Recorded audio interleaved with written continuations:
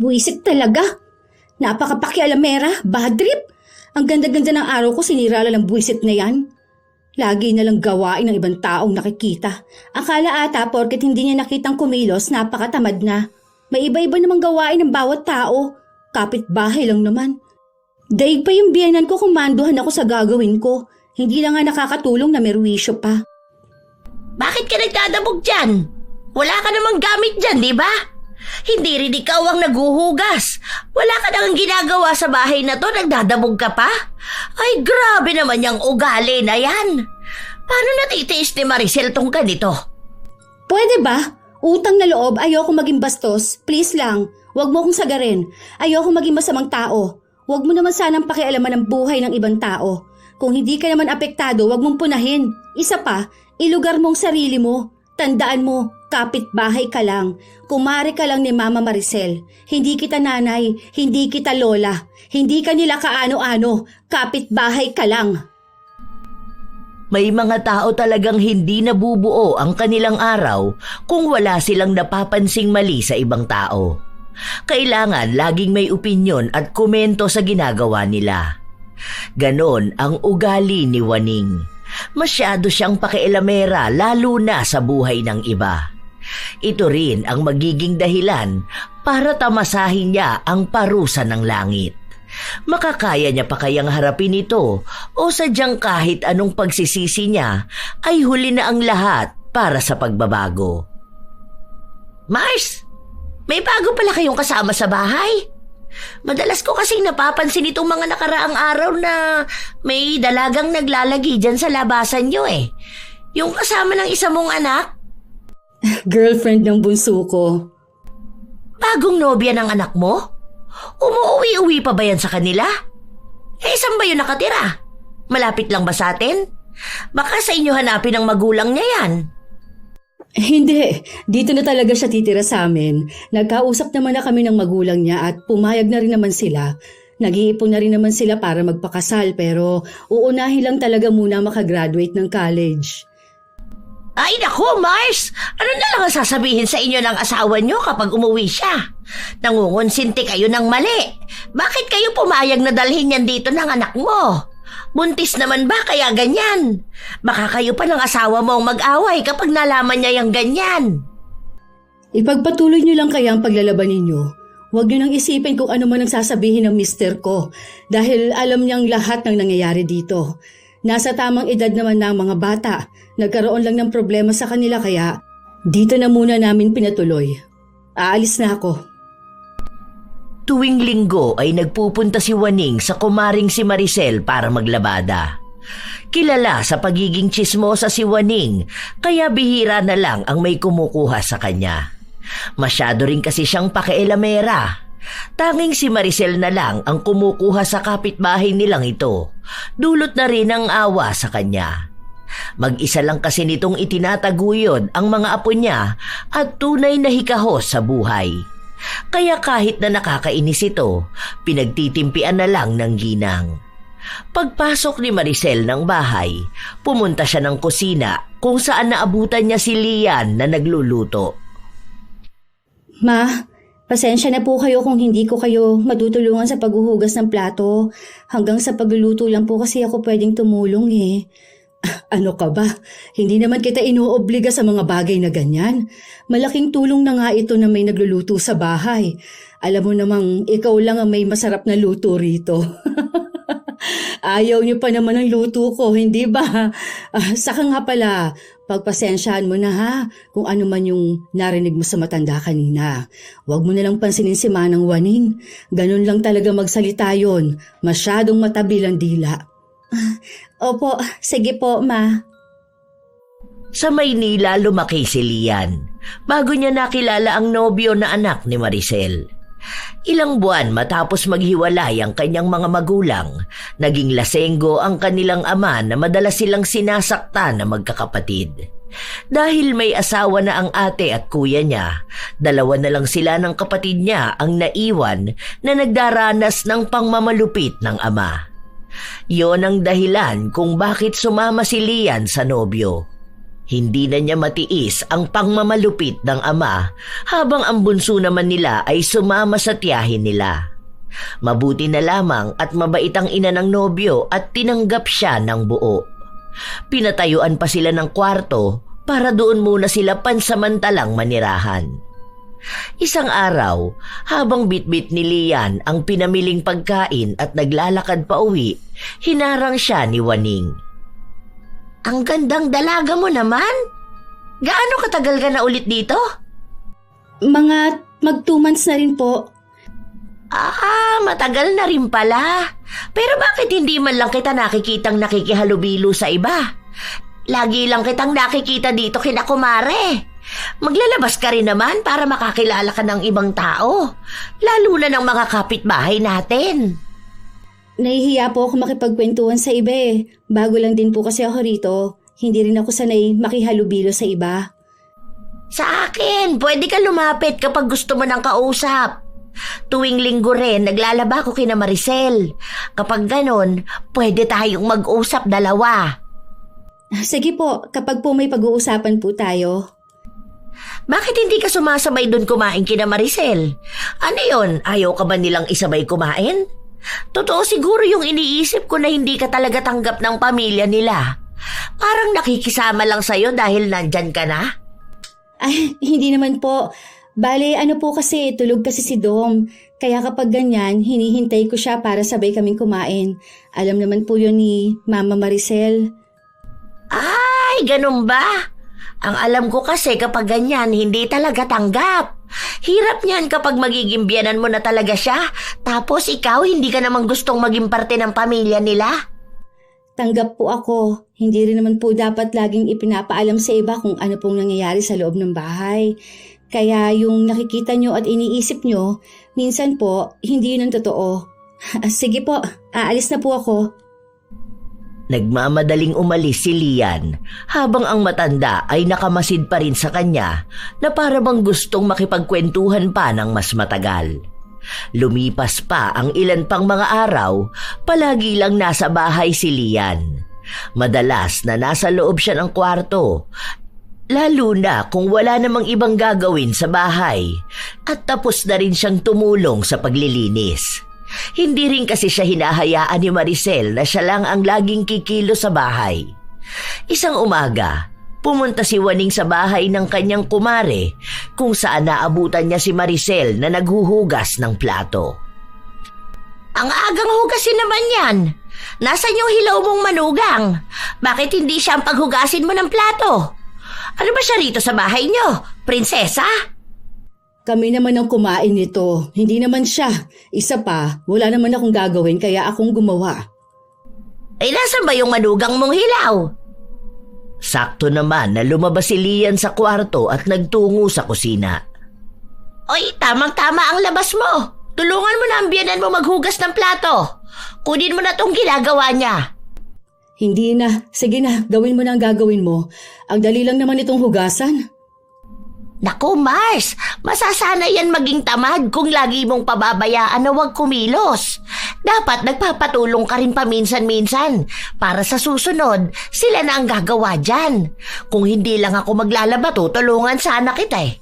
Dapat naman kasing ang manugang mo na ang kumikilo sa ganyan. Noong kapanahunan ko, pinagsisilbihan ko pa yung magulang ng asawa ko lalo na nung nabubuhay pa sila. Tapos wala namang trabaho yung manugang mong hilaw. Walang perang pinapasok sa bahay nyo. Kaya dapat lang siyang makisama.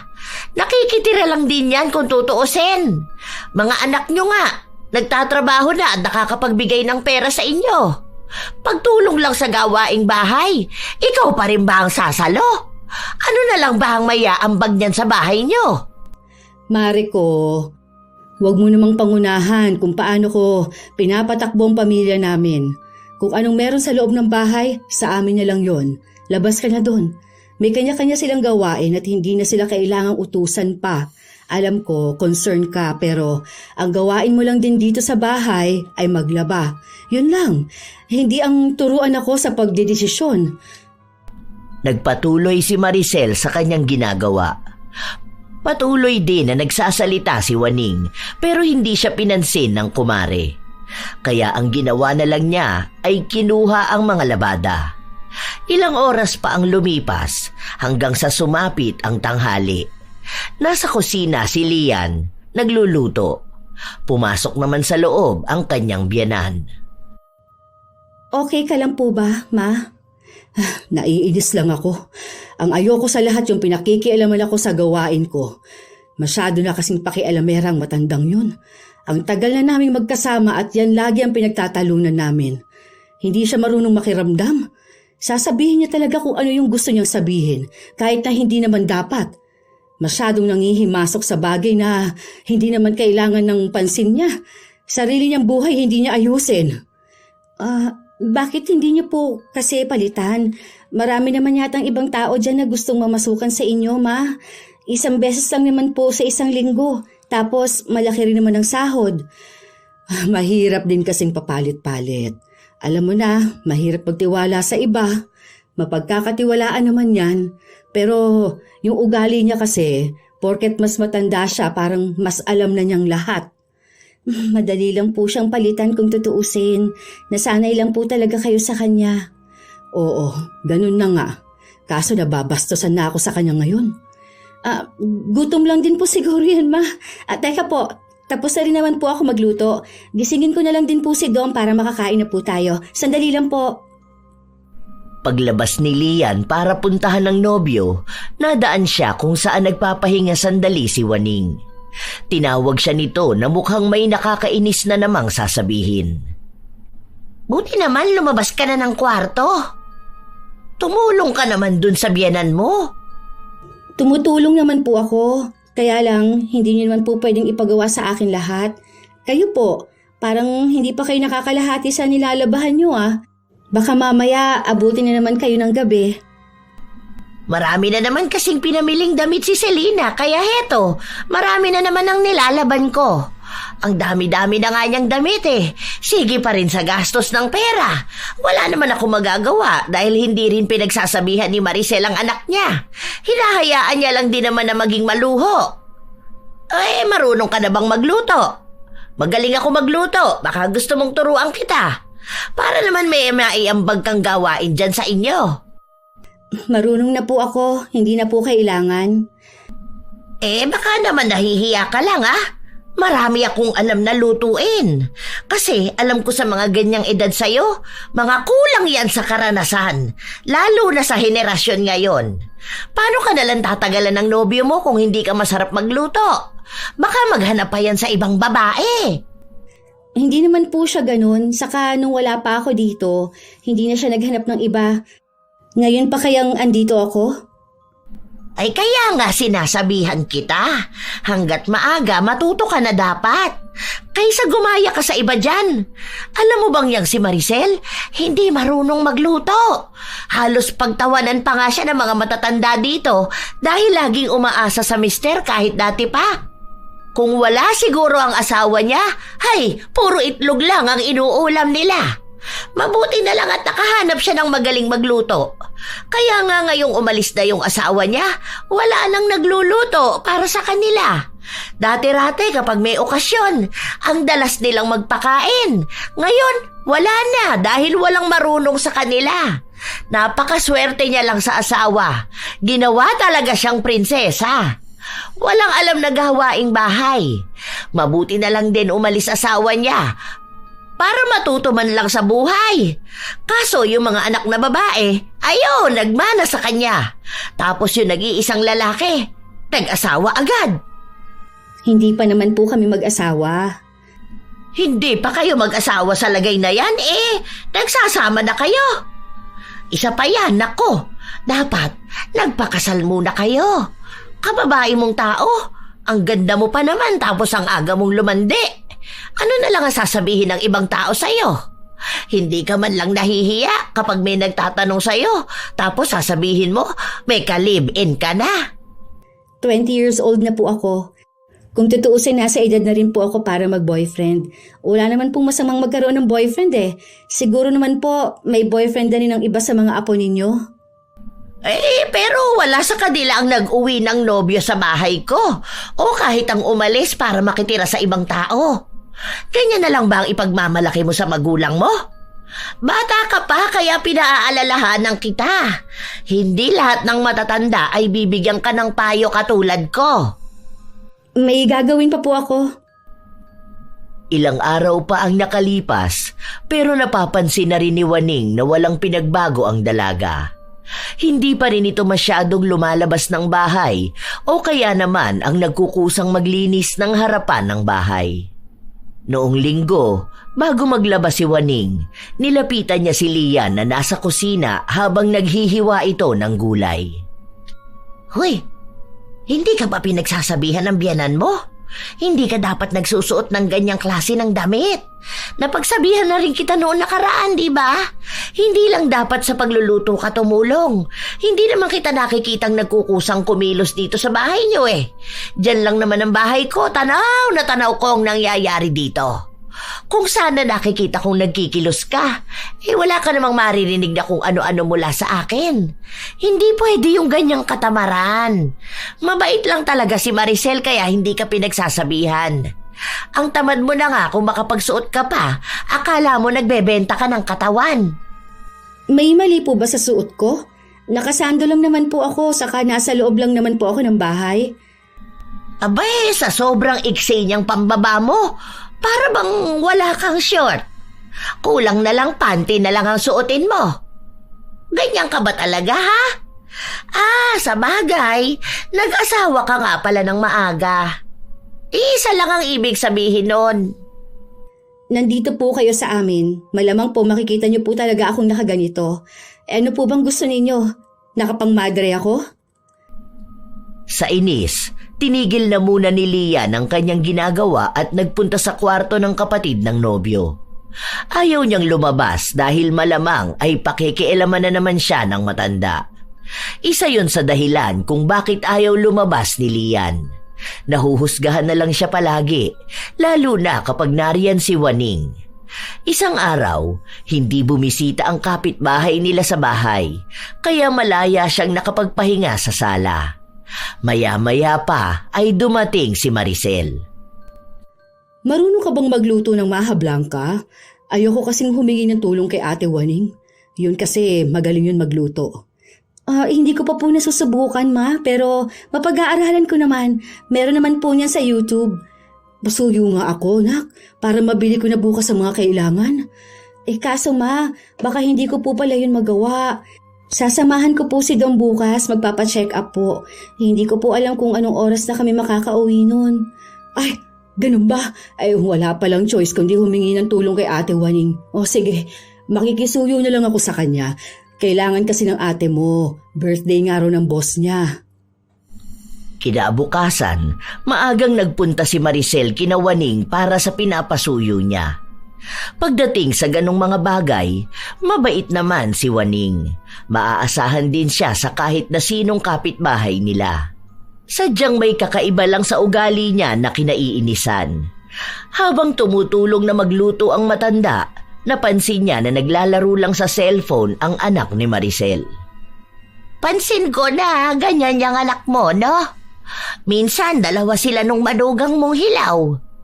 Yan lang din naman ang kasiyahan ng dalawa. Ganyan din kinaaadikan ng mga anak ko at apo ko. Ang ingay-ingay pa naman nila kapag naglalaro ng ganyan. Tapos hindi mo rin mapakiusapan na huwag maingay para naman makatulog ang mga tao. Dito naman sa bahay, may oras kung hanggang kailan lang sila pwede maglaro. Alam mo ba na pinagsabihan ko yung manugang mong hilaw? Ang sabi ko nga tuturuan ko siya magluto para naman may maitulong sa inyo. Kaso mukhang ayaw naman niya. Sa susunod na lang siguro, may ginagawa rin yun eh. Nag-aaral din siya, di ba? Hayaan mo, mamaya yung pinagamitan natin, si Sarah rin naman ang maglilinis niyan. Swerte talaga ng manugang mo, lalo na rin ang mga anak mo. Ako rin naman ang swerte sa kanila. Oo nga pala, may sobra pa naman dito sa niluto ko. Mag-uwi ka na lang din para sa mga bata. Sobra na sigurong pang 50 katao na yung natapos kong gawin kanina. Hindi pa kasama ito ngayon. 40 lang sila sa trabaho. Siguro yung naunang batch na lang ipadadala ko sa kanya. Itong iba, itabi na lang muna. Ito namang niluluto natin pwede mong iuwi. Sandali lang sa bayad ha. Abot ko na lang mamaya. Nang matapos sila, umalis na rin naman ang matanda. Kasabay noon ay nagsiuwian na rin si Lian, kasabay na ang panganay na anak ni Maricel. Nakabalot na rin naman ang dadalhin niya kaya wala na siyang poproblemahin. Tikman mo to. Ano sa tingin mo? Masarap naman ang pagkakagawa, ma. Basta wag lang talagang iisipin kung sino ang nagluto. Magaling naman siya. Siguro kung wala lang yung nakakaaway, baka marami din nagpapaluto sa kanya, no? Diba? Magaling kasi talaga yun si Ate Waning at masipag din. Kaso sa sobrang sipag niya, ayun, pati buhay ng iba, gusto niyang ayusin. Sarado na lang kasi niya yung bibig niya, ma. Para naman walang maging issue sa kanya ang mga tao. Gawin niya lang kung anong trabaho niya. Ikaw talagang nagiging maldita ka na. Nahahawa ka na kay Sarah. Siya, mamaya na yan. Hindi pa tayo kumakain ng kanin. Ikaw, Sarah, maghugas ka na muna ng pinggan. Tanghali kinabukasan, bumalik si Waning sa bahay ni na Maricel para kunin ang naiwan niyang bag. Nang makapunta siya sa kusina, naabutan niya si Sarah na naglilinis sa kusina. Nagtanong ito kung nasaan si Lian at ang sabi sa kanya ay natutulog pa ito. Pinaliwanag niya rin na ang araw na yon ay para sa kanyang paglilinis. Kada araw kasi ay may nakatoka sa kanila kung sino ang maglilinis, pero mukhang hindi natuwa si Waning sa narinig niya. Hindi ka man lang tulungan ng hipag mong hilaw sa paghuhugas? Ang tamad-tamad naman nun. Akala ko ba'y marunong tumulong sa gawaing bahay yon? Ang hilig nyo kasing pagtakpan kaya nasasanay eh. Nagpamilya, hindi marunong sa gawaing bahay. Ano, lahat iaasa niya sa inyo? Kung marunong siyang kumain, marunong din dapat siyang maghugas ng pinagkainan. Yan ang nga lang ang pwede niyang itulong, inunan niya pa ang katamaran. Pinaliwanag naman ni Sarah sa kanya na nagsusugat kasi ang kamay ni Lian kapag matagal nakababad sa tubig na may kahit na anong sabon. Kaya inuunawa nila na pagdating sa paghuhugas ng plato ay hindi siya gagawa. Mas lalo pang nilakasan ni Waning ang kanyang boses para sadyain na iparinig kay Lian. Habang ginagawa niya yon, saka naman dumating si Maricel at siya ang nakarinig ng lahat. Te, noong nakaraan pa kita napapansin, may nagawa ba si Lian para maging ganyan ka sa kanya? Sa pagkakaalam ko wala namang ipinakitang hindi maganda sa iyong bata. Hindi ka niya binastos o kung anuman. Bakit ba lagi mong pinag-iinitan? Hindi naman sa ganon. Napansin ko lang kasi na parang lahat ng gawaing bahay kayo ang gumagawa. Nakatira pa rin kasi sila sa inyo, kaya naisip ko, hindi ba dapat silang tumulong? Lalo na siya na hindi nyo namang kapamilya. Ang dami ng hugasin nyo. Kayo lang ba ang kumain dyan? Hindi ba dapat matuto rin silang maghugas ng pinagkainan? Andyan ang mga anak ko. Sa dami namin sa loob, nagtutulungan na kami. At hindi namin katulong yung bata para sa kanya iasang lahat ng gawaing bahay. Siya nga nagluluto sa amin pati ba naman paghuhugas, ipaako ko pa. Gusto mo rin na siya ang maglinis dito, kulang na lang pati paglalabas sa kanya na lang ipagawa. Nakikitira sila dito, oo, pero hindi ibig sabihin, gagawin na siyang alila. Abay, wala naman ako sinabi na gawing katulong. Kaya lang, napapansin kong hindi talaga siya tumutulong. Sa bawat punta ko rito, hindi ko man lang nakikitang nasa labas siya para tumulong sa inyo. Aba, nilabas nga ng bahay, hindi makitang nagwawalis Kung lalabas man, saglit lang, tapos balik ng kwarto. Hindi ba dapat marunong siyang makisama sa inyo, lalo na at pamilya kayo ng asawa niya? Andito pa siya sa poder niyo. Nakikisama naman yung bata.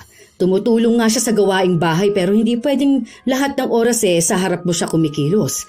Ano bang gusto mo? Nakikita mo ang bawat kilos niya? Hindi lang talaga siya makatulong sa paghuhugas ng plato. Mabilis kasing magsugat ang mga kamay ng bata kapag nakababad sa sabon. Alam ko yon at naiintindihan ko, kaya walang sapilitan doon. Katwirang tamad yan, Mare. Ngayon lang ako nakarinig ng nagsusugat ang kamay sa tagal ko nang naghuhugas at naglalaba. Malamang kinulang lang yan sa gawaing bahay, kaya ganyan. Hindi kasi kumikilos. Kapag nagkaroon ng asawa ang mga apo ko, hindi pwede sa akin ang ganyang matutulog lang. Kailangan niyang kumilos sa bahay. Hindi pwedeng hihila-hilata na lang siya. Kahit man lang ang magwalis, hindi niya magawa. Ano pang silbi niya kung ganun lang din? Ang aga-aga niyang naglandi, ni hindi muna tumulong sa kanila bago naghanap ng aasawahin. Tapos ganyan pa. Nasa edad na sila. Tsaka hindi mo siya kilala. Hindi mo alam kung anong pinagdaanan sa buhay ng tao. Basta ako, tanggap ko siya. Yun lang naman ang mahalaga. Buhay na namin to, kaya wag mo nang pakialaman. Inaalala ko lang kasi kayo. Kasi kayo ang masasagad kung hindi kayo magsasalita. Sagutin niyo pa rin naman sila, kaya anong masama kung tutulong sila sa inyo? Na dapat naman talaga responsibilidad nila. Kaya kasi nasamantala ng ibang tao dahil dyan sa kabaitan nyo. Tingin ko rin naman hindi ganun kalaki ang naambag ng anak nyo kasi mababa lang ang pasahod sa probinsya natin. Imposible namang makapagbigay ng malaki ang bunso mo. Lalo na sa fast food lang naman nagtatrabaho. Working student pa. Sa kanila palang dalawa, kukulangin na ang perang kinikita ni Domingo. Bakit parang ikaw pa ang problemado? Hindi ka nakakatulong sa totoo lang. Hayaan mo kami lalo kung tungkol sa pamilya namin. Matagal na tayong magkakilala. Matagal mo na akong labandera. Kahit paano, napalapit na ako sa inyo at hindi nyo maaalis sa akin ang pag-aalala. Ilang taon na tayong magkakilala kaya kahit paano, kilala na kita.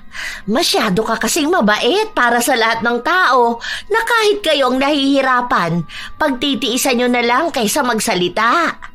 Lahat kayo kumikilos, samantalang yung manugang mong hilaw nakakulong lang doon sa kwarto niya. Parang walang ibang pakialam kundi ang sarili lang. Kung ano man ang gawin niya, hindi niya naman siguro kailangang ipakita sa'yo para aprobahan mo siya. Masama ang pakiramdam ng bata. Baka pwede namang pagpahingahin siya. Hindi mo pwedeng ipaako sa iisang tao ang lahat ng gawaing bahay para lang masabing tumutulong siya. Hindi ko siya tinanggap dito sa pamamahay ko dahil kulang kami sa katulong. Tao ko siyang tinanggap dito, kaya huwag kang gumawa ng ikagugulo namin. Napapagod na akong umawat. Hindi ko rin naman gusto ng gulo, Mare. Gusto ko lang ipaintindi sa kanya na nakatira siya sa inyo. Kung sa ibang bahay lang yan, baka sa kanya na ipinagawa lahat. Kaso sa akin siya nakatira. Gusto ko na itong ganitong tahimik kami. Huwag mo nang pakialaman pa. Please lang, kung wala ka ng ibang sasabihin, umalis ka na. Nang kinagabihan, nagpunta si Maricel sa kusina para kumuha ng tubig. Naabutan niya si Lian na nagpapainit ng pagkain. Masakit ang tiyan nito.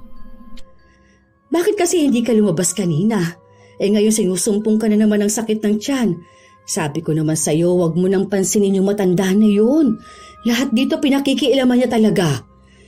Sino ba naman po kasing hindi mahihiya, ma? Ang lakas din naman po ng boses niya. Rinig talaga ng mga kapitbahay ang mga sinabi niya naghahanap lang yun ng atensyon. Alam mo na, matanda na, pero napagsabihan ko naman na siya. Naiinis na nga ako sa kanya. Kung na lang po talaga, papatulan ko na siya. Kaya nga sabi ko sa'yo, hanggat maaari, iwasan mo na lang. Pagpasensyahan na lang natin. Kailangan niya ng pagkakakitaan at kailangan din namin ng serbisyo niya. Hindi rin yun nananakit pero masakit lang talaga magsalita. Kaso po nakakapikon pa rin kahit na panay lang siya salita. Panay na lang akong nakikita niya. Ang dami naman sanang ibang kapitbahay dyan. Yun na nga. Kaaway na nga niyang lahat, di ba? Kasi nga pakialamera siya. Ay, ewan ko ba, basta kasi naaawa ako sa kanya. Kapag hindi natin binigyan ng trabaho, kawawa ang pamilya niya, magugutuman talaga. Hindi naman kaya ng konsensya ko kapag ganun. Kahit sabihin ng iba na ang tanga ko sa sobrang bait ko. Naging kumare niyo pa po. Hindi niyo na kailangan ng kaaway kung may ganun na kayong kakilala. Paano niyo po ba natatagalan yung ugali na ganun? Awa na lang din siguro, iha. Yun na lang talaga. Huwag kasi siya masyadong pakialamera. Tsaka papansin, magiging okay pa kami. Huwag niya akong pansinin, hindi ko rin siya papansinin. Mahaba lang din talaga ang pasensya ng mga tao rito sa bahay, kaya napagtiyagaan siya. Sige na, kumain ka na muna riyan ha. Babalik na rin ako sa ginagawa ko. Ilang araw pa ang lumipas, hindi na natapos-tapos ang parinigan ni Lian at Waning. Pumapatol na rin kasi ang dalaga dahil sa inis na nararamdaman niya. Nagmamatigas si Lian na ayaw ring magpatalo sa matanda, kaya sa tuwing magpaparinig ito sa dalaga, ay siya namang balik ni Lian ang parinig sa matanda. Isang araw, saktong nasa labasan si Maricel. Habang kausap ni Sarah si Lian sa bakuran, biglang dumating ang matanda kaya pumasok na lang sa kusina si Lian para makaiwas. Pero sumunod sa kanya si Waning na noong una ay hinahanap si Maricel dahil may sasabihin ito. Pero ang napansin ng matanda ay ang paglilinis ni Sarah. Ano? Ikaw lang ba ang tao rito sa inyo? Bakit palaging ikaw na lang ang naaabutan kong naglilinis ng bahay?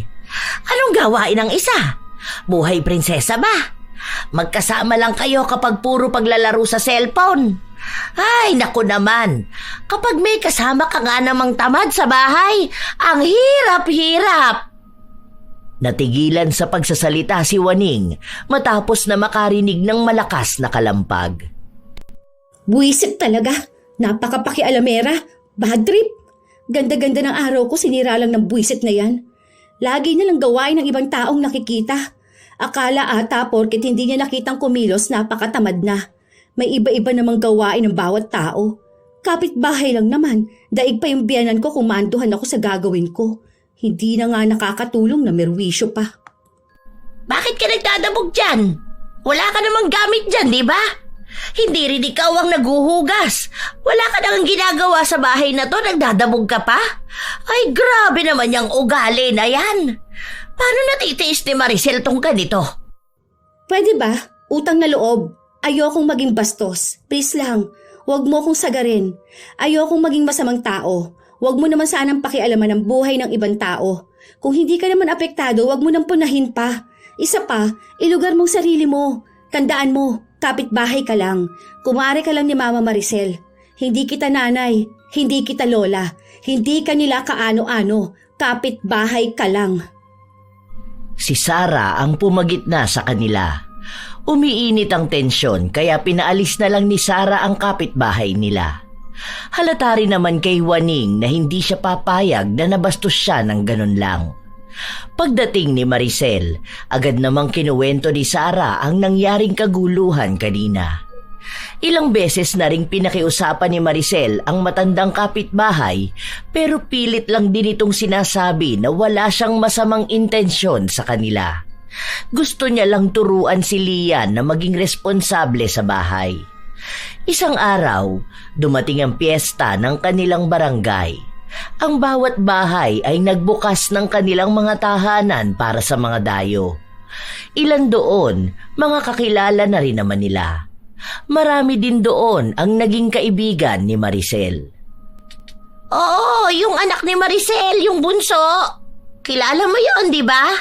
Ang bata pa noon pero nag-asawa na. Ayun, kasama nila dyan sa bahay tapos napakatamad. Kung alam nyo lang, napakaswerte niya talaga na buti na lang na si Maricel ang biyenan niya. Daig pa aswang na ayaw makihalubilo sa ibang tao eh.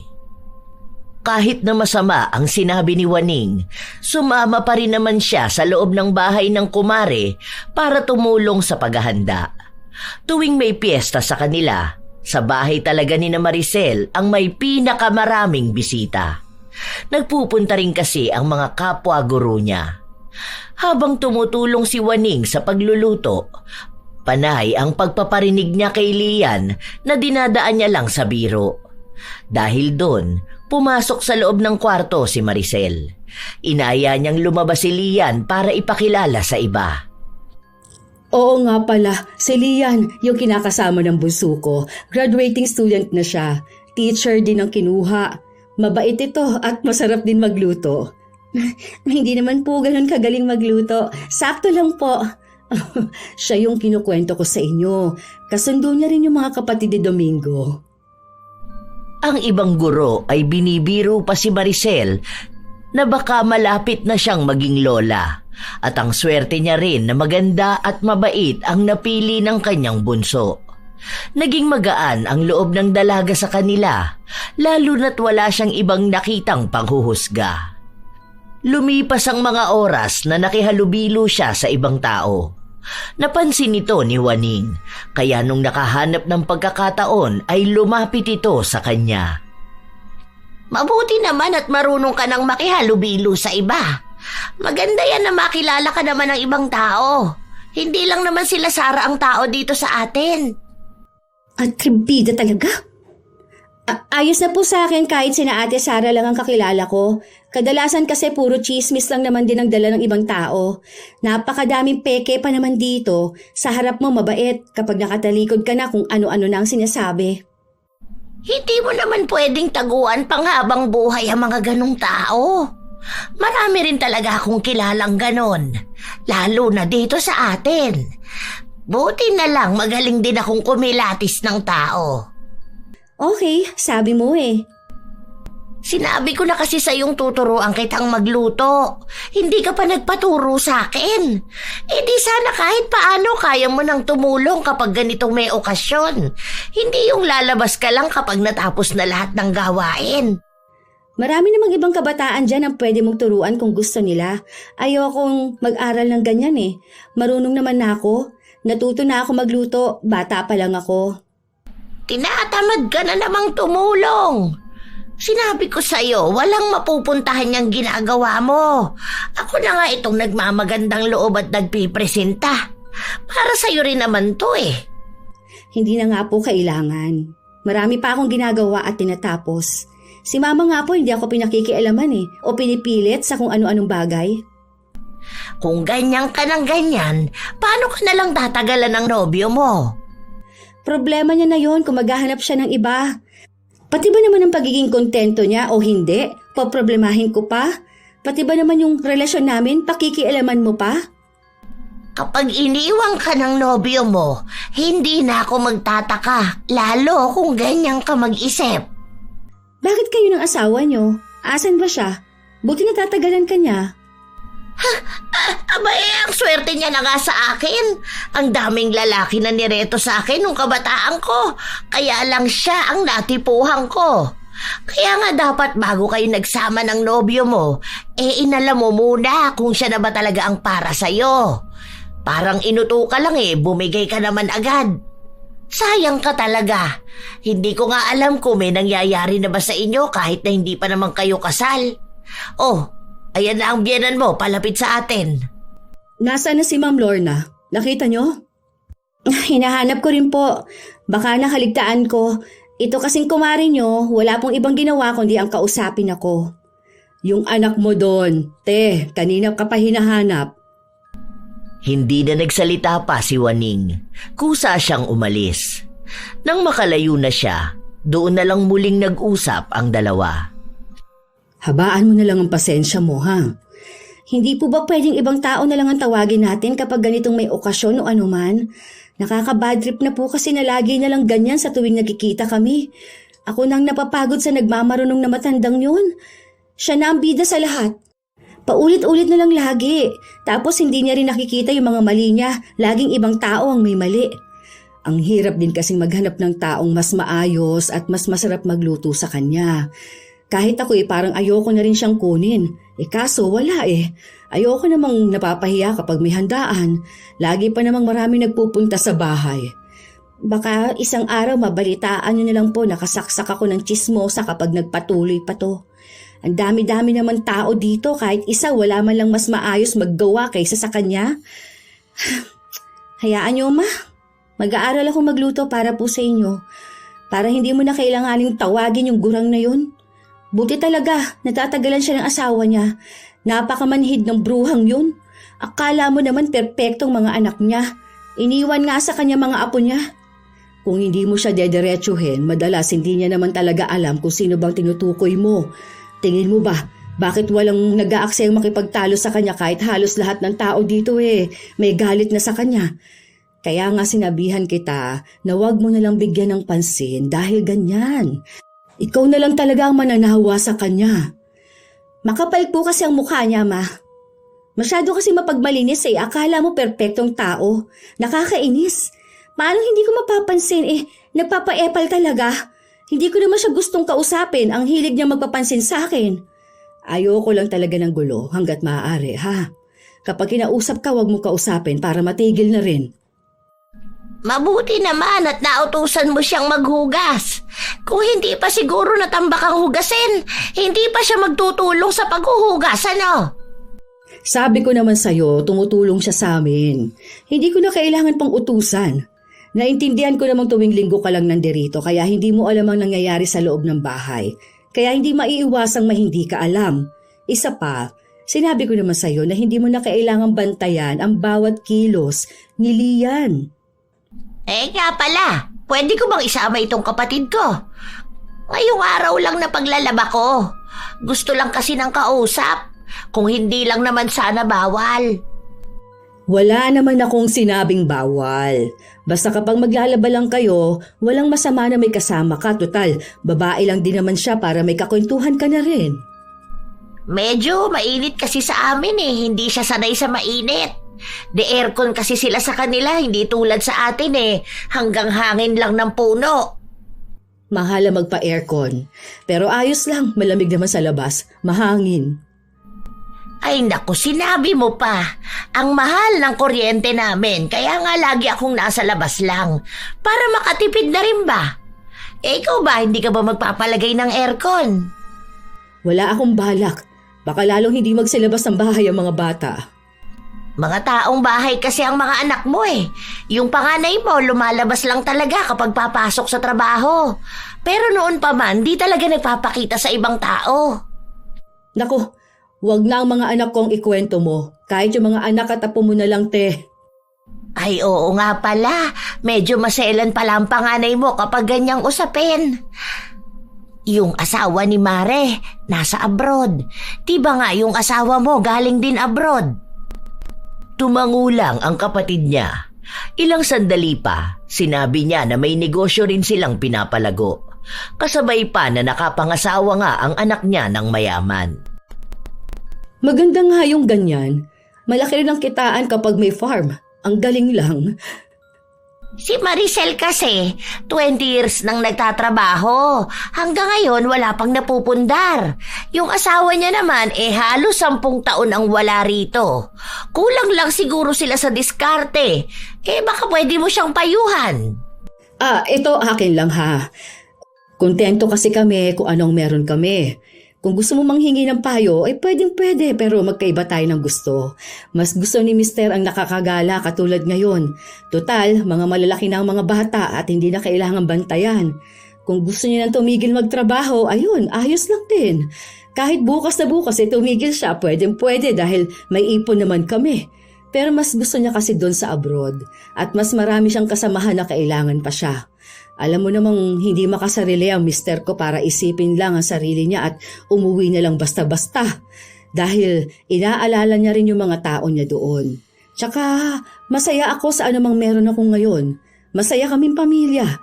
Hindi ko kailangan gawin kung ano ang ginagawa ng iba. Kung gusto mong umasenso sa buhay, ayan, may kapatid ka pala na kaya magbigay ng payo sa'yo. Sa inis ni Maricel ay umalis siya at iniwan ang dalawa. Noong pumasok sa loob ng bahay si Maricel, saka naman lumabas ang panganay niya para magtapon ng basura. Nagparinig pa ito na mukhang ang patama ay kay Waning. Magsisimula na sana siyang maglaba, pero tumayo siya para iwan yon. Ay, nako! Tara na nga! Ang susuplado talaga ng mga tao rito, parang hindi marunong makisama. Ikaw na nga itong nagmamagandang loob tapos mabastusin ka pa. Lalo na yung malditang anak ni Maricel. Ay naku, bata pa lang ang tabel na ng dila. Kaya naman walang gaanong kaibigan dito sa atin. Masyadong mataas ang ere. Akala mo kung sino? Yaman-yamanan pa, samantalang umaasa pa rin naman sa magulang. Kaya siguro ni wala pang nobyo dahil sa kasungitan at kadaldalan. Maganda nga, kaya may mga nagkakagusto pa rin. Pero nako, maldita talaga yung batang yan. Nagmamadaling umalis si Waning kasama ang kanyang kapatid. Kitang-kita nila kung paano mainis ang matanda kaya natutuwa si Lian. Matapos makitang nakasarado na ang gate, lumabas si Lian sa kwarto. Natatawa naman ako dun sa ginawa ni ate. Hindi na rin niya kaya ano? Alin, hindi ko narinig. Pero kilala ko si ate mo. Kapag may gustong sabihin din ako, sasabihin niya talaga. Matapang. Kaya nga halos lahat dito inis sa kanya. Sana kung gaano siya kadiretso magsalita, ganun ka rin para hindi ka naaabuso, ma. Sa sobrang bait niyo po kasi paulit-ulit na lang yung pagpapabalik mo sa nakakainis na matanda na yun. Halos 2 linggo ang lumipas. Nanatili pa rin ang kapatid ni Waning sa kanila. Pero wala silang ibang ginawa kundi ang pakialaman ng buhay ng iba. Lalo na ang palagi nilang binabantayan ay si Lian. Naglalabas si Waning nung mga araw na yon kaya may bago na naman silang pinag-uusapan ng kanyang kapatid. Oh, di ba? Sabi ko na sa'yo wala talagang ginagawa yan sa bahay nila. Ngayon lang ako nakakita ng manugang na nakikitira, pero hindi man lang marunong tumulong sa gawaing bahay. Mahigit 1 taon na siyang nandito pero hindi mo masasabing nangangapa pa rin hanggang ngayon. Ewan ko, baka ganyan lang talaga ang kinalakihan niya. Tapos ayun, sinanay na lang din ni Maricel, hindi na niya maawat. Samantala, sina Lian at Sara ay nasa kusina at abala sa paghahanda ng kanilang tanghalian. Malakas ang usapan kaya dinig nila yon. Nagdala pa talaga ng kakampi yung bruha. Sinasadya pa nila yan kapag wala si mama. Tapos kapag nagalit ka, babalik ta rin ka pa. Tipong ikaw ang masyadong sensitive. Nukdukan pa naman ng chismosa yung kasama niya. Nakakainis talaga sila. Nakikinig na lamang si Sara habang napapakamot sa ulo. Inaya niya si Lian sumama sa kanya papunta sa kwarto pero ayaw ni Lian kaya nanatili lang ang dalaga sa kusina. Sa inis niya habang pinakikinggan ang usapan ng 2 labandera, nagparinig na lang din siya. Oy, mga chismosa dyan, ang gagaling lang mangialam at manita ng buhay ng ibang tao pero sarili nilang buhay, magulo rin naman. Hindi man lang kayang ayusin. Kasi sa halip na unahin nila ang mga problema nila, buhay ng ibang inuuna. Alam nilang hindi nila kayang ayusin ang sarili nila kaya inaatake nila ang mga taong mas maayos kaysa sa kanila. Akala yata nila giginhawa ang buhay nila kapag nangingialam sila. Ilang araw pa ang lumipas, nagpatuloy na lumalaban ng parinig si Lian. Hindi na siya nagpapatalo dahil gusto na talaga niyang patulan ng matanda. Isang araw, kinailangan ni Lian labhan ang mga gamit ng nobyo kaya inasikaso niya muna lahat ng yon. Hindi naman siya nagpapalaba kay Waning, kaya kahit nahirap siya sa paglalaba, hinahayaan na lang niyang magsugat ang mga kamay niya. Naabutan pa nga siya ng matanda na nagsasampay. Alam mo namang araw ng laba ko ngayon, nakisabay ka pa. Paano na ako magsasampay niyan? Pwede bang maiusog mo ang iba dyan mamaya? Hindi kumibo si Lian. Dire-diretso lang siyang pumasok sa bahay. Nagpatuloy ang araw kung saan nakapaglaban na rin si Waning. Sakto na kung kailan naman niya naisampay ang mga damit ay sumama ang panahon. Biglang umulan, kasunod naman nun ay ang paglabas din ni Maricel para maglikom ng mga sinampay. Nako, tingnan mo yung manugang mong hilaw. Nasa kusina naman sana hindi ka man lang tinulungan dito. Hinayaan lang tayo. May ginagawa siya, hindi naman pwedeng iwan niya yung niluluto niya. Baka kamo naglalaro sa cellphone, hindi mabitiwan ang laro. Kaya nagiging sobrang tamad, pinapaboran mo na lang lahat ng ginagawa niya. Ang swerte pa nga ng magulang niyan at nawala na yung anak nilang tamad sa bahay. Siguro kaya pumayag silang dito na tumira para mabawasan ang iniisip nila. Swerte kami sa batang yan. Napakasipag niya at kami pa nga ang walang masabi dahil ang dami niyang naitutulong dito. Hindi ko talaga makita ang kasipagang sinasabi mo. Lagi mo lang namang pinagtatakpan yung batang yan. Nandiyan pa ba mga magulang niyan? Naibalik mo na lang kaya? Ano bang sinasabi mo? Masaya kaming kasama si Lian. Wala na rin naman siyang mauuwian dahil hiwalay na ang mga magulang niya. Sila magkakapatid na lang ang magkasama. Kaya nga bilib ako sa kanila eh. Kahit gano'n na sitwasyon, hindi nila iniiwan ang isa't isa. Pero ngayon kasi, may kanya-kanya na silang buhay. Kaya pala ganyan. Wala kasing magulang. Siguro kaya iniwan ng mga magulang niya dahil sa ugali niya. Lagi kasing nakakulong sa kwarto. Hindi lumalabas. Hindi mautusan. Napagod na sigurong pagsilbihan yung mga tamad nilang anak. Sa bagay, anong klaseng mga anak ba meron sila? Nakakasawa. Mabuti na lang at tama ang desisyon nilang maghiwalay. Galit na si Lian nung mga sandali na yon. Paglabas niya ng kusina, naabutan niya si Waning na nagpupunas ng katawan. Gusto niyang pigilan ang sarili pero hindi niya talaga kaya. Ano ba talaga ang problema mo sa akin, ha? Sobra kang pakialamere. Akala mo alam mong lahat. Wala ka bang ibang magawa?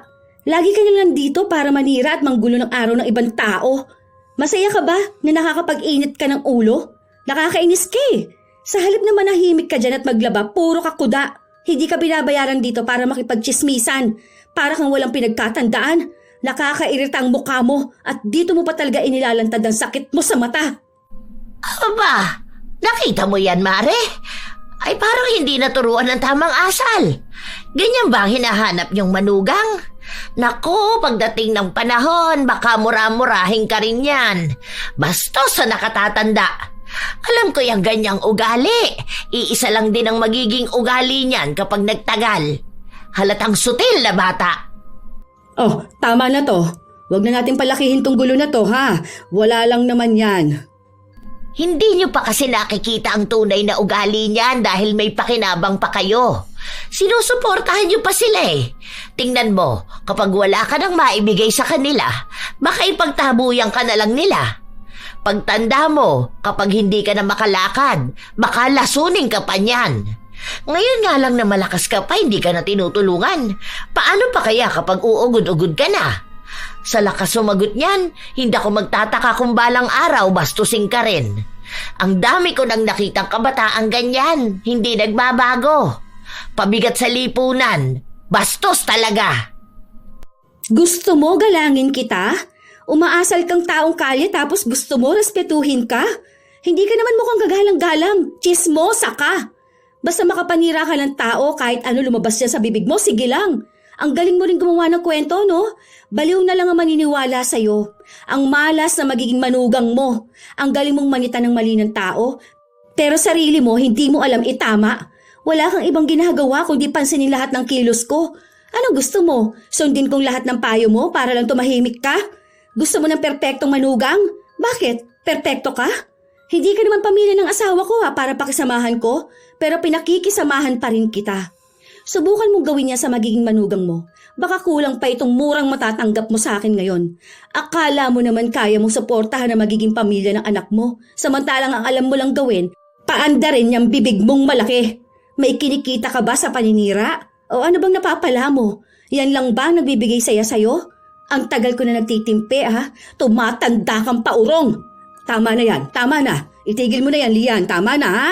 Ikaw rin, Ate Waning, tama na. Nakakaya sa ibang taong nakakarinig. Huwag niyo nang pagtalunan yan. Hindi naman dapat pinag-aawayan yung ganito kasimpleng bagay. Tama na yan, Lian, ha? Pasalamat ka na lang talaga at kahit papaano marunong pa akong gumalang. Kahit na sa katulad mong kampo ni Satanas. Ewan ko na lang talaga kapag nakarma ka. Baka lahat ng pinaggagawa mong ganito babalik sa'yo na sobra-sobra. Ewan ko lang talaga kung hindi ka maghirap at magsisi. Yun na rin ang naging huling araw ni Waning sa pagiging labandera sa kanila. Iniiwas na lang ni Maricel ang maaaring maging mas malalang pangyayari kapag nagtagal pa ito sa kanila. Nagbibigay rin kasi ng sakit ng ulo si Waning sa buo nilang pamilya. May mga nakukuha silang bagong labandera pero hindi nagtatagal ang mga yon dahil sa ibang issue. Kahit na hindi sila nagkikita-kita, nagpapalagana pa rin ng mga maling balita si Waning tungkol kay Lian. Dahilan para lalong hindi makalabas ng bahay si Lian. Tingnan mo, Ma. Kahit wala na dito yung matandang yun, perwisyo pa rin ang dala niya. Hindi talaga nahihiya sa sarili. Ang lakas ng loob manira ng tao. Buti at may naniniwala pa sa kanya kahit ganyan ang ugali niyan. Panay sila tanong kung humingi na raw ako ng tawad pagkatapos ko siyang bastusin. Bakit? Ako bang nauna? Sabi ko naman kasi sa'yo, pabayaan mo na lang siya. Gamay niya nang mambaliktad ng tama at mali. Sa huli ikaw pa rin ang nagiging masama, hindi ba?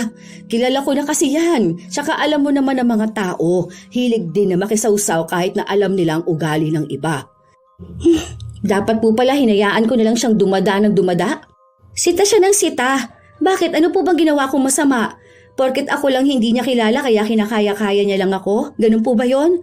O dahil ako yung bago na hindi niya mauto? Bakit niyo po ba kasi naisipang yun ang kuning labandera? Alam niyo naman po palang ma-attitude yung matanda na yun. Kung ako yun, hindi ko po talaga tatagalan ng ganung ugali. Kaya nga, hindi masyadong nalabas sa mga ate mo. Dahil ganun, wala kasi akong ibang mahanap na mas malinis ang labada kaysa sa kanya. Kahit naka-washing kinukusot niya pa. Tsaka malaking tulong na rin yun sa kanila dahil nag-aaral pang mga anak nun.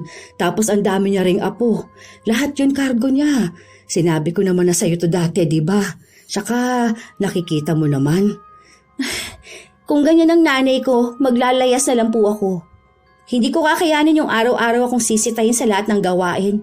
Buti sana kung talagang kasita-sita. Pero yung maliliit na bagay lang naman sana, hindi na lang palagpasin. Ang malas ng anak niya sa kanya, sobra. Ganyang klaseng ugali niya. Sus, tagal-tagal ko nang pinagtitimpian yan, Ma. Kung hindi lang po dahil sa inyo, baka nasa bunutan ko na po siya. Oh, hayaan mo na. Huwag mo nang pansinin. Wala naman na siya rito. Ay, yun na nga. Wala na siya rito pero yung paninira niya, hindi pa matigil-tigil. Ang init-init ng mata niya sa akin para namang ikauunlad niya kapag nasira ang pangalan ko. Tiisin mo na lang kasi mawawala rin naman yung mga chismis nila na yun. Wala lang talaga magawa ang ibang tao. Sana nga po matapos na, Ma. Nakaka-stress po, sa totoo lang. Kung pagtutuunan mo siya lagi ng pansin, ikaw lang rin ang kawawa. Isipin mo na lang na kaya ganun siya magpapansin dahil hindi niya makuha sa bahay nila yung pansin na gusto niya. Yung panganay niyan kasi, nakipagtanan din noon. Kaya nga nagkaroon siya agad ng apo. Tapos yung isa niya pang anak ganun din. Tapos ngayon wala na, hindi na umuuwi. Hindi niya alam kung nasaan na ba. Kaya siguro naiinis sa'yo. Siguro mga 1 taon na rin hindi nagpapakita yung panganay niya. Lalaki naman yon pero parang ang daming panganay. Kung ako naman ang nasa sitwasyon niya, Ma, mas lalo akong hindi lalabas ng kwarto. Mahihiya pa nga. Pero kahit anong sabihin mo, Ma, walang dahilan para manira siya ng ibang tao. Napakamalas ko rin kung siyang magiging nanay ko. Mas kontento na ako sa mga magulang ko. Kahit na ganun ang buhay ko noon, mas maayos pa. Kesa naman na makisama sa ganung ugali ng tao. Kumare mo kasi siya, May. Tapos maawain ka. Kaya iniintindi mo talaga siya. Wala rin siyang masabi patungkol sa'yo dahil may naitutulong ka sa kanya. Pero po ako, ganun, Ma. Hindi ko po kaya yung tatag ninyo at pag-unawa ninyo sa ibang tao. Pasensya na po kayo, ha? Hindi ko kasi talaga kaya yung ako lang lagi ang sinisisi kahit hindi naman niya ako kilala. Buti sana kung naging masama ako sa kanya noon Ipapabarangay ko na lang siya kapag hindi pa siya tumahimik talaga. Baka nga kaya iniwan siya ng anak niya dahil ganyan siya. Hindi na siya mahiya kahit para sa mga anak at apo na lang sana niya. Isipin niya rin naman po mga tao sa paligid niya. Hindi po yung nagiging makasarili siyang masyado. Oo na, sige na, hayaan mo na. Mag-aral ka na lang muna dyan. Ako na lang rin ang kakausap sa kanya kung sakali man. Ilang linggo ring nanahimik si Waning matapos siyang kausapin ng masinsinan ni Maricel. Unti-unti ring nakalimutan ng mga tao ang usap-usapan tungkol kay Lian. Ngunit makalipas ang ilang buwan, may kumalat na balita tungkol sa bunsong anak ni Waning. May inuwi kasi itong babae. Mas bata pa ang edad kay Lian. Ang sabi, kinakasama na raw ito ng bunso ni Waning dahil buntis na ang babae. Nagkagulo pa nga sa bahay nila, pero di kalaunan ay tinanggap din ni Waning ang nangyari. Wala pang trabaho, walang ipon. Dapat parehas na nag-aaral ang dalawa, pero mas inuna nila ang tawag ng laman. Pinalayas ang babae sa kanila, kaya inuwi na lang ng anak ni Waning. Nagkaroon ng panibagong kargo si Waning. Isang araw, habang naglalakad si Maricel, nasalubong niya ang matanda. Para bang mas lalong nangulubot ang balat nito at pumayat ng husto. Kung susumahin, para bang 10 taon agad ang itinanda nito dahil sa dami ng problemang bitbit niya. Alam ko kung bakit pinaalis niyo ako bilang labandera. Pero sana naman matulungan mo ko, Mare. Hirap na ako ngayon Kasi hindi ko alam paano ko nabubuhayin ang pamilya namin. Yung mga apo ko, sagot ko na.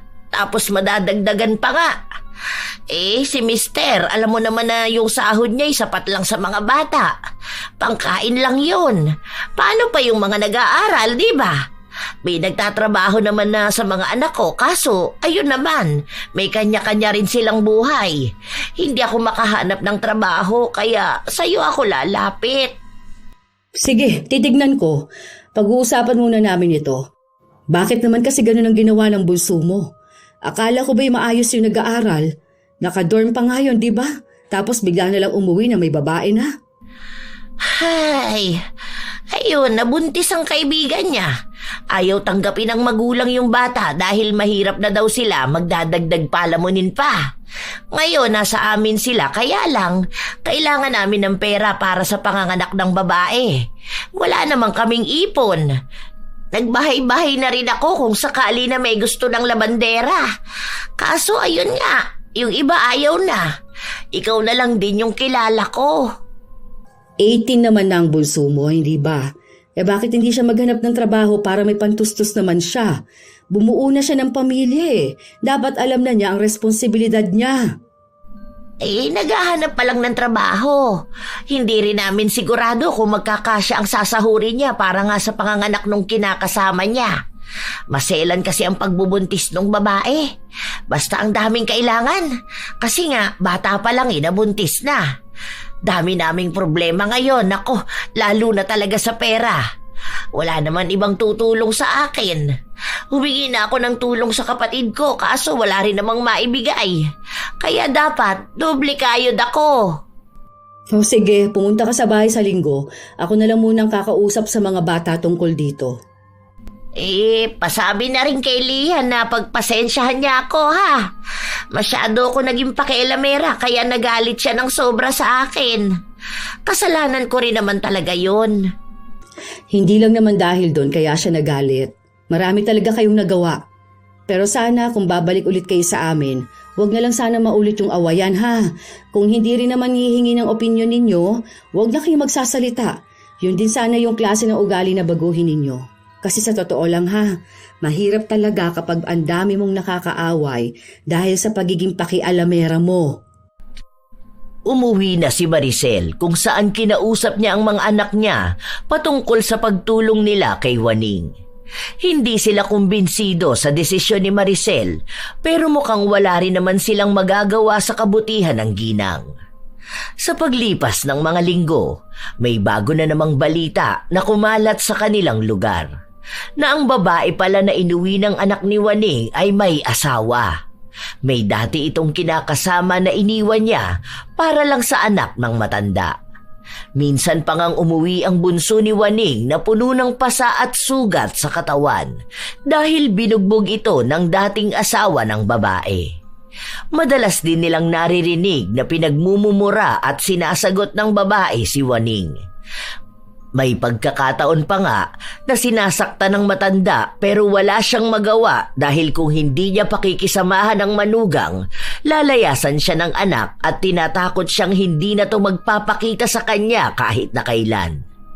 Naging magulo na ang buhay nila sa pagdating ng babae. May mga tao ngang nagsasabi na karma na ang nangyari sa kanya.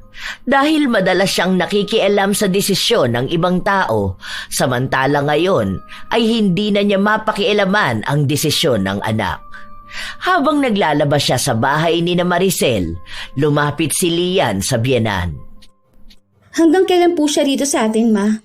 Ewan ko. Pero sabi niya hanggang sa mga nakamanugang niya. Ewan ko rin eh. Awang-awa na ako sa kanya. Ang tanda na kaya niya tapos madalas nang manakit ang balakang niya. Tapos malalaman ko minamaltrato pa siya ng babae ng anak niya. Kawawa nga talaga siya. Ang sabi niya sa akin ayaw niya ng manugang na gaya ko. Tapos ngayon nuknukan ng tamad yung napunta sa kanya. Pero hindi niya naman masita. Dapat kung paano niya ako pakialaman noon, ganun din niya pakialaman yung manugang niya. Kasama niya sa iisang bahay, siya lang rin ang bumubuhay. Yan ang mahirap kapag pinapangunahan ng salita.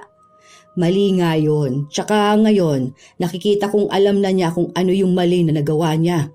Alam ko rin na kahit sa akin, may nasasabi siya. Pero konsensya niya na yun. Bahala ng karma sa ginagawa niya. Alam mo, nakikita ko na takot na siya kahit sa ibang tao. Dahil alam niya kung ano yung mga maling ginawa niya. Nakiusap siya sa akin na kung pwede siyang bumalik. Ako naman na awang-awa sa kanya. Ayun, kinuha ko ulit. Kita naman sa kanya eh. Ang laki ng ibinagsak ng katawan niya. Isinantabi na lang din ni Lian ang sama ng loob sa matanda dahil tunay naman na nakikita niyang nakakaawa ito. Maging siya kasi, naririnig niya kung paano murahin ng babae si Waning. Tapos wala pa itong ibang magawa. Hindi maipagtanggol ang sarili. Nakita rin naman nila na hindi na pala salita si Waning. Kahit na may nakikita siya na dating sinisita niya, ngayon naman ay hindi na niya pinapansin. Mukhang ang inaalala na lang ng utak niya ay ang sarili niyang problema at hindi ang sa iba. Isang beses pa, naabutan ni Waning si Maricel na nagpapahangin sa labas. Narinig ko na parang nagtalo kayo ng dalaga mo. Oo, ganun lang naman yun. Pero okay naman na kami. Napagalitan ko kasi. Pero tinanggap naman niya yung mali niya. Pero alam mo, swerte ka nga dyan sa dalaga mo. Swerte ka sa mga anak mo kasi minsan kahit na nagkakatampuhan kayo, hindi naman tumatagal. Nagkakabati rin kayo. Samantalang mga anak ko, sinisigawan ako. Ngayon nga, pati manugang ko napakagaling sumagot sa akin. Hindi na nga rin siya tumutulong sa gawaing bahay dahil daw hindi niya kaya kasi nga, buntis. Prinsesa nga sa bahay, grabe. Ako na ang kumikilos talaga sa lahat. Tapos madalas na ako pa ang masama. Hindi ko talaga mapalayas. Parang kinain mo yung sinabi mo noon kay Lian, ha? Tanda ko pa, ang sabi mo kapag ganyan na manugang mo sa kanya, nasaktan mo na at talagang wala na sa poder mo. Kaso eto, sinubok ka nga ng mas malala pa. Kaso, iba naman yung ginawa mo. Yun na nga eh. Karma na lang talaga. Napakalala nung ibinigay na manugang sa akin. Hindi talaga maisip kung gaano kasama ang pag-uugali. Totoo pala talaga na mahirap makahanap ng matinong manugang. Yung sa nanay kasi ng mga apo ko, hindi ko naman nakasama. Pinag-iiwan ba naman ng mga anak ko eh? Sadyang minalas ka lang sa manugang. Parang pinaranas yung bagay na ayaw mo. Karma na nga talaga to. Tanggap ko na. Wala naman na akong magagawa. Sa sobrang selan at kapipili ko ng manugang, napunta sa akin yung may pangit na ugali. Baka nag-reflect din yun sa ugali na meron ako. Sa totoo lang, sising-sisi talaga ako sa nangyari sa akin. Kung naging mabuti lang siguro ko, yung inayos ko talaga yung pagpapalaki sa mga anak ko at nag-focus ako sa pag-ayos ng pamilya namin, baka hindi ganito. Kaso, ang haba ng panahon na buhay ng ibang tao ang inatupag ko. Kaya yan, binalikan ba naman ang karma? Kausapin mo na lang kaya ng maigi ang manugang mo. Total bahay niyo naman ang tinitirhan nila. Naku, Mare. Sana nga kasing bait yun ni Lian na nakikinig. Kaso hindi. Halos 1 linggo ang lumipas, hindi nagpapakita si Waning. Hindi rin siya nakapaglaba kaya sinadya na lang ni Maricel na puntahan ito sa kanilang bahay. Nagulat pa siya nung makitang nakaupo lang ang matanda habang may benda sa paa. Oh, ano nangyari sa'yo? Ayos ka lang ba? Kaya pala hindi ka nakapaglabas sa bahay, may nangyari pala sa'yo. Pasensya ka na, Mare. Mukhang hindi yata ako makakapaglabada sa inyo. Hindi ko alam kung kailan ulit eh. Kailangan kasing hintayin maghilom tong sugat ko. Baka ma-impeksyon pa. Ano ba kasi nangyari dyan? Napagsabihan ko yung manugang ko. Tapos ayun, nagtalo-talo na sila rito sa bahay. Habang nagtatalo sila, ayun, naitulak ako tapos tumama ako dyan. Yan o, sa nakausling kawayan. Natusok talaga tong binti ko. Dinala ko sa ospital. Muntikan pa nga ako mahimatay kasi ang daming dugo. Tinahipa ka mo ito. Oo, anong sabi ng anak mo? Imbis nga na humingi ng pasensya, ayun, sa akin pa isinisi ang lahat. Si Mister ang nagalit. Pinapabukod na nga yung dalawa. Gagawa na lang sila ng bahay dyan sa kabila. Pero syempre, sagot pa rin namin kasi wala naman silang pera eh. Ano ba naman yun? Ay, pero sige, magpagaling ka na lang. May trabaho ka pa rin namang babalikan. Sana maging maayos ka na. Maraming salamat sa tulong mo, ha? Ikaw lang talagang nakakaintindi sa akin. Sorry talaga. Pasensya na sa mga nagawa ko noon. Sa pagiging pakialamera ko. Dahil sa pangit kong ugali, kahit kamag-anak ko hindi na tumutulong sa akin. Pasensya ka na talaga. Sana pagpasensyahan din ako ni Lian. Hindi ako makahingi ng tawad sa kanya dahil umiiwas siya sa akin. At naiintindihan ko naman siya kung bakit niya yun ginagawa. Pero sana nga dumating ang araw na makita ng mga tao ang pagbabago ko. Ang hirap kasi ng ganito. Ang hirap pala talaga kapag karma na ang naningil. Parang lahat na lang ng mangyayari sa buhay mo, puro na lang kabayaran sa mali mong nagawa. Matapos ang araw na yon, lalo pang naging magulo ang buhay ni Waning. Nag-aaway sila ng anak niya. Minsan nagkakasakitan pa sila ng manugang niya. Siya na ang nagiging tampulan ng mali-maling balita. Siya na ang pinakikialaman ng manugang niya at wala na siyang iba pang magawa kundi ang umiyak. Mabuti na lang mabait si Maricel at ang pamilya nito kaya may nakukuhanan pa siya ng kabuhayan niya.